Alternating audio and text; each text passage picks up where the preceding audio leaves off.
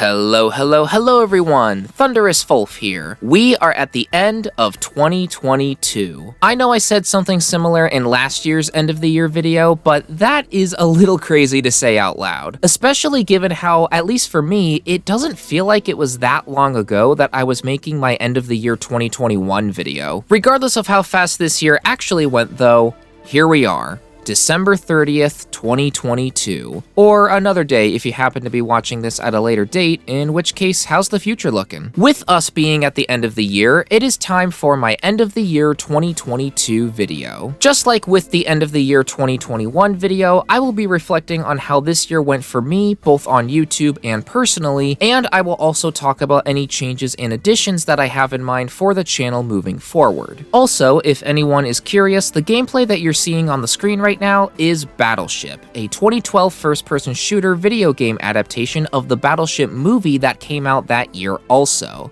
Yeah, not exactly what one thinks when they think of the term Battleship. In any case though, let's dive right in, starting with how this year went for me on YouTube. This year has been my best year on YouTube. Let's get the elephant in the room addressed right away. At the start of the year, I was at 358 subscribers. Jumping to now, here I am at 957 subscribers. Y'all are nuts, what? I did not have slightly more than doubling my subscriber count on my 2022 bingo sheet. This is just... Again, this is insane. I know that this is what everyone on YouTube who has made huge gains says, but I truly could not have done this without you all. Thank you all so much for helping me and the channel get to this point. I may be the one who makes the videos, but I wouldn't be where I am today without you all. And yeah, just being shy of 1,000 subscribers isn't a grandiose number, but the contrast between where I started this year versus where I'm ending this year speaks for itself. However, on the note of talking about the gains made on the channel, I think the most crucial reason why this year went as well as it did for me is because this was my first full year where I was confident in myself and I knew what I wanted to do. You know how I said in my end of the year 2021 video that it was in the middle of that year, specifically when I was making the Battlefield Bad Company review, that I had that light bulb moment where it all just clicked for me and I suddenly knew that I wanted to specialize in gaming reviews and essays. Throughout the rest of 2021 from that point forward, it felt like I was refining things, if that makes any sense. I knew the kind of content that I wanted to primarily do from that point forward, so it wasn't a question of what I wanted to do anymore. Now it was a question of, okay, I know what I want to do now, how can I do that but better? This led me to figuring out ways to make the process of making these gaming reviews and essays more streamlined, organized, efficient, and there are things I do nowadays that hadn't even crossed my mind back in 2020 and throughout most of 2021. For instance, nowadays, I always make sure to have a full bottle of water with me when recording the commentary for the scripts for when I feel my mouth drying up from speaking. I make sure to give myself a number of hours from when I last ate so that if whatever I ate causes me to have some indigestion, I have a reduced number of FaZe Jev-esque indigestion rage moments. Clear all hostile fortress.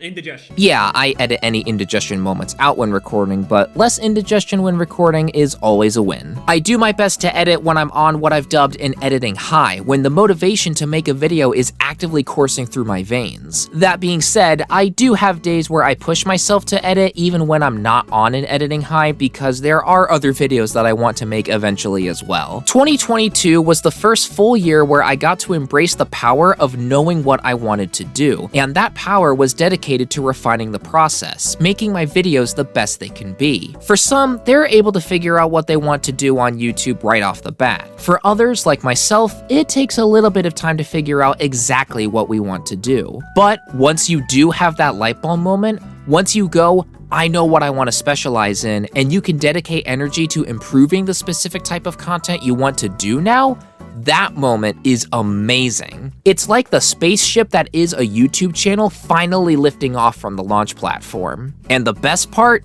It's only going to get better from here as I keep coming up with new reviews and essay ideas, and as I figure out ways to get more creative with the editing process and what I want to add in each of my videos moving forward. Listening to how monotone I sounded in my first video on the channel, that being my Tom Clancy's Hawks video, compared to how I sound in my more recent videos, and even now in this video, the contrast between my confidence levels back then and now is really awesome to see and hear. Though maybe not awesome when listening to my Hawks video, because not only was I monotone, the moments of uncomfortable silence in between sentences and me leaving my breathing in is just...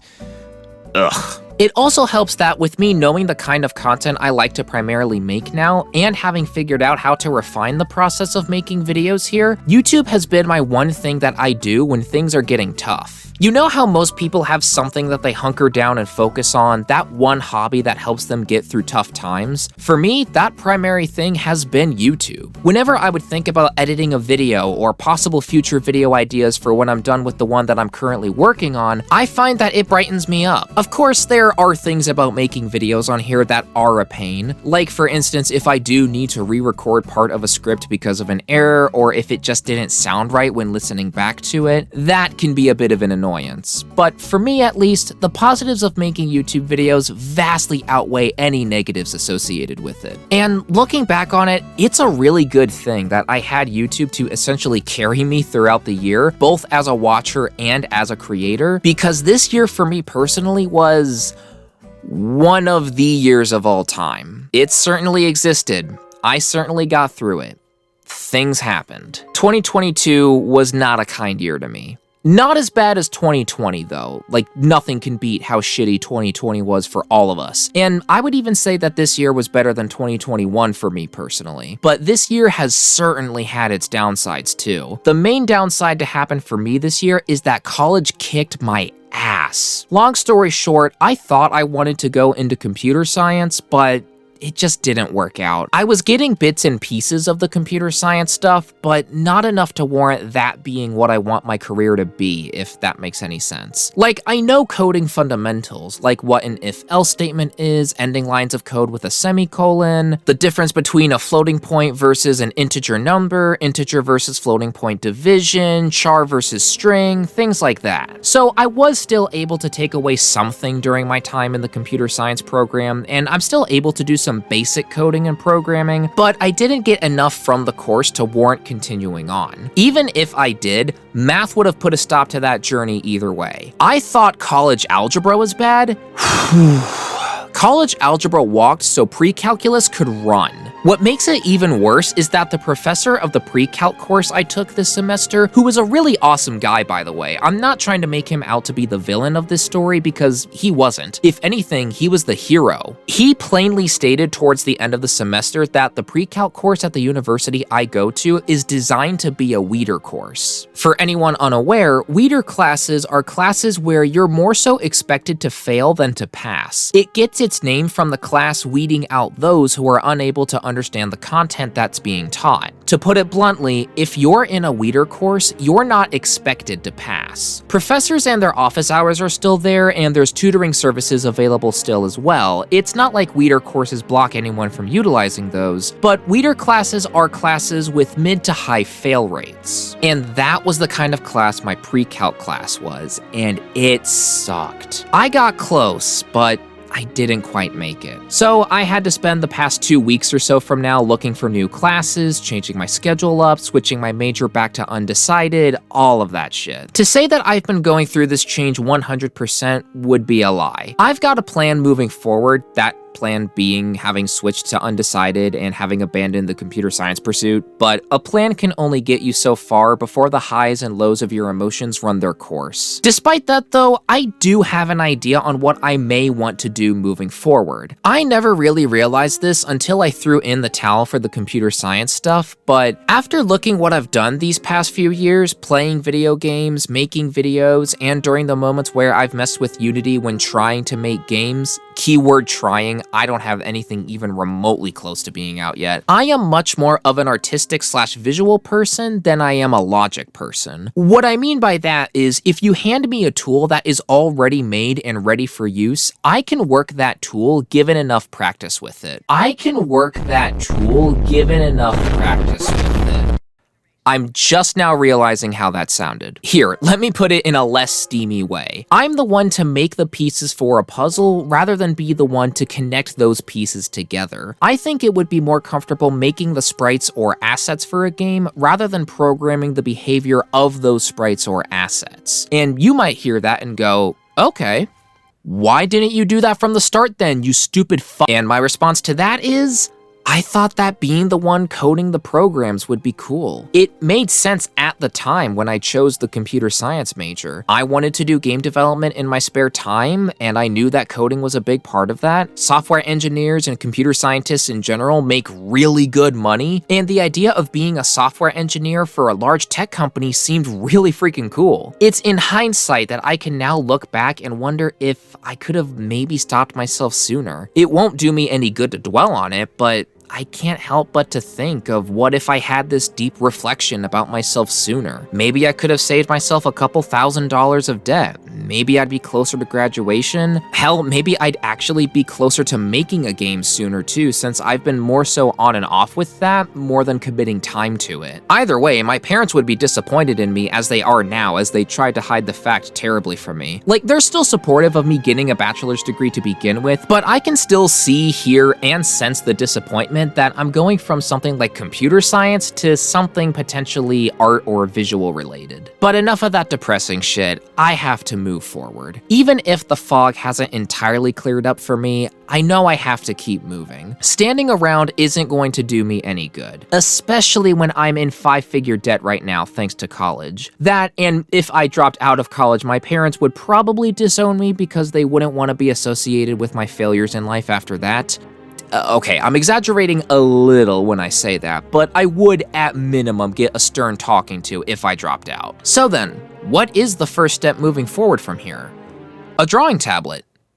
Bet you didn't expect that to be the first step, did you? Yeah, I conducted the scientific method of fucking around and finding out. I approached my mom and stepdad and requested a drawing tablet for Christmas, the fucking around part. That request was granted, and now I have myself an XP Pen Artist 13.3 Pro, the finding out part. Now, I have not mentioned myself being an artist anywhere on YouTube, Twitter, just anywhere. And that's because, well, I'm not. At least not in any serious capacity, anyway. I've drawn on and off over the years, but I've never really stuck with it before. You want to know the reason why I've never really stuck with it? It's because I could never find the patience to do so. I couldn't find the patience to seriously stick with art, yet I somehow found the patience to stick with computer science for a while at college. You can probably full-blown taste the irony right now. At least I can, anyway. In all seriousness, though, I would always make the mistake of looking at other artists and their works and falling down into the rabbit hole of thinking that I would never get as good as them without thinking about how that artist had to start somewhere in order to get where they're at today. Combine that realization with me wanting to try my hand at more visual / artistic stuff now, and that is what led me to requesting the art tablet. For the time being, I'm going to keep any sketches or artwork that I do to myself, just because I want to get a better understanding at art and how it all works before I start posting anything. I eventually want to learn how to draw people, anthropomorphic animals like my Fursona Thunder, military stuff, making some artwork that I can incorporate onto the channel in the future, all of that, but I have a long way to go before I get there.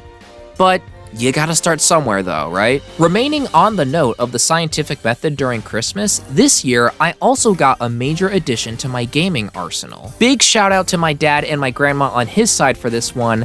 I am now the proud owner of a Wii U. Why? Why? Why? Why, oh God, fucking why? No, I'm not trying to become a dollar store Scott the Woz all of a sudden. I genuinely wanted a Wii U. Fucking why? Quite a simple answer, actually.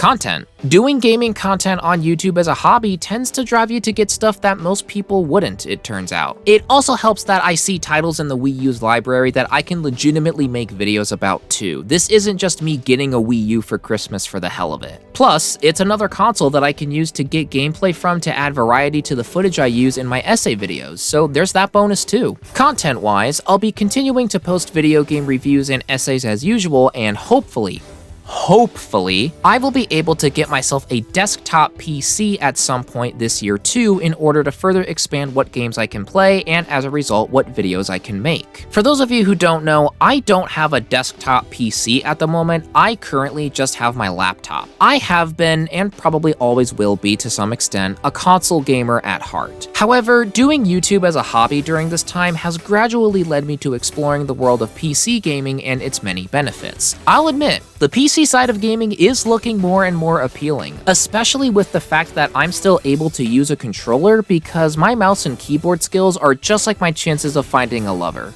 Non-existent. Plus, I'll be able to more efficiently use things like emulators, which will come especially handy later down the line for things like my Ace Combat retrospectives that I aim to continue in 2023 as well. Yeah, I could use my Elgato HD60 and record Ace Combat 4 and 0. Ace Combat 5 was ported over to the PlayStation 4 as a pre-order bonus for Ace Combat 7, so I'm covered there. But then the footage is gonna look rough, and I also have to find a way to record other titles later down the line like Ace Combat X and Joint Assault for the PSP, and it's going to be a much better experience doing that on a desktop than trying that on my laptop. I have no clue when I'm going to get that desktop PC, but I do want it to happen at some point in 2023. That's my goal. Though, honestly, I'll be happy with a desktop PC at any time, 2023 or later.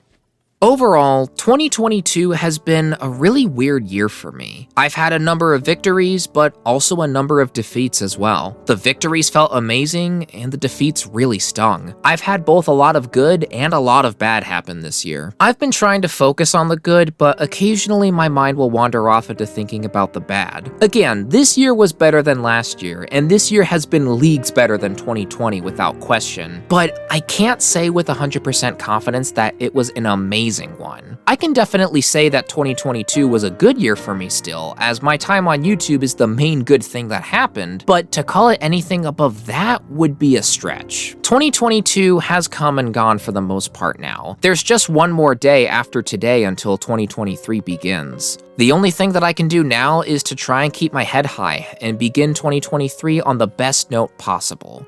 And that goes for you as well. If you had an excellent year this year, keep it up.